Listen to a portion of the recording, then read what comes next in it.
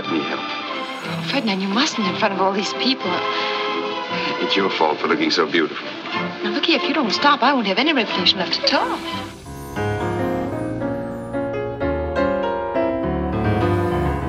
When you hear the name Loretta Young, the first image that most likely comes to mind is one of glamour. During a career that began in silent films and continued well into the 1980s, she was the very epitome of grace, fashion, and beauty.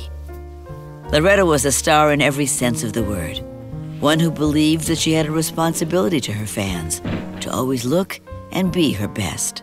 Oh, that's nice. I designed it especially for Mademoiselle. Oh, it's lovely. She also possessed a spiritual quality and a sensitivity, both on screen and off. I'm sure that's why my parents chose her to be my godmother. She and her family lived right down the street from my family's home when I was growing up, and she attended the same Catholic church. She once gave me a lovely small statue of the Blessed Mother, which has sat on my bedside table my entire life. As a film actress, her screen presence was warm and gracious. She could move with ease from comedy to drama. Sorry. Tell me, I want you to. I couldn't face life knowing what I've been to you and what I've done to Noah. But when you kill me, don't put your hands on me. Here. Use this. And she loved when the part called for her to dress elegantly.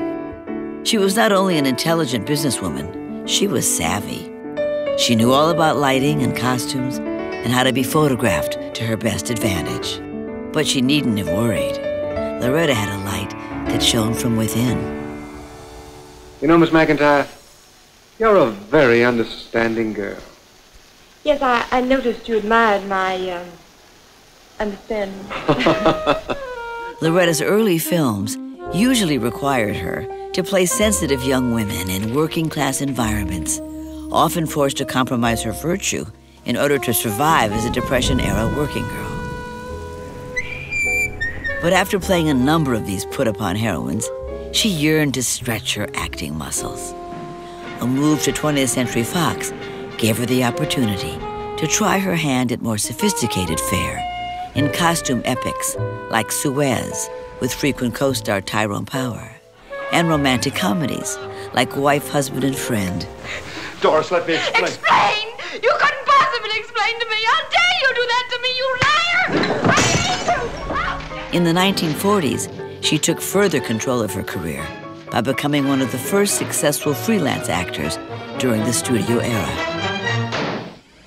Following World War II, Loretta continued to branch out with more varied and challenging roles, ranging from an outlaw's gal in the Western Along Came Jones. That's just to show you. When I aim at something, I hit it. And when I hit something, that's what I aimed at. A small-town woman who learns her husband is a suspected Nazi war criminal in The Stranger. A mail-order bride in Rachel and the Stranger. I hope you're loaded. I hope you know what you're doing.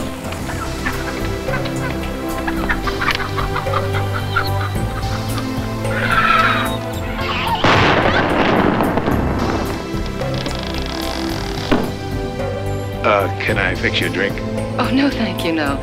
I don't need any stimulant for this kind of work. And a no-nonsense lady mayor being pursued at a convention by an amorous Clark Gable in Key to the City. Here, let me look at you. Oh, please don't. Oh, then you have been kissed. Well, I don't blame the guy. You're cute. I'd have kissed you myself. Yeah, I'd have made those curls stand right up on end. Oh, please, you'll spoil them. But her greatest career triumph came with The Farmer's Daughter. You want to know what I do outside? I don't know about my mother, but I'd be fascinated. Well, I plow with horse and tractor. I hoe potatoes, shock wheat, milk cows, bed horses, butcher pigs, kill and dress chickens, and I cut wood for mill or stove. You got a job, Katrin. This delightful comedy found Loretta as a Swedish farm girl who, after working as a housemaid for a political family, heads to Washington as a newly elected congresswoman. For this engaging performance, she won the Oscar for Best Actress. Loretta knew that her leading lady parts would soon wane, so with her usual business savvy, she next turned her attention to television and spent the next several years as a formidable force in that industry. In fact, when I was beginning my series, That Girl, she often visited the set and was very supportive of my work. I learned so much from her about concentration and the importance of stillness in a close-up. And she loved to talk about costuming a character and about fashion.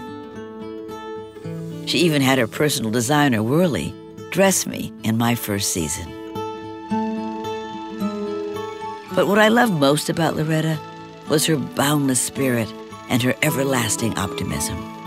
To her, life truly was an unending celebration. I remember hearing the news that she'd remarried in her 80s, and I called her immediately to tell her how inspiring it was that she'd found love again.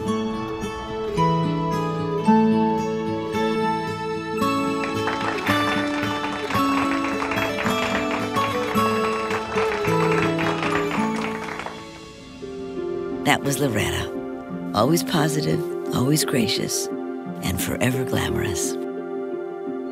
To the world, Loretta Young was one of the great stars of her generation. But to me, she was so much more than that.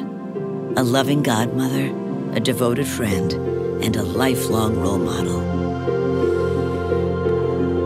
I will never forget her. For Turner Classic Movies, I'm Marlo Thomas.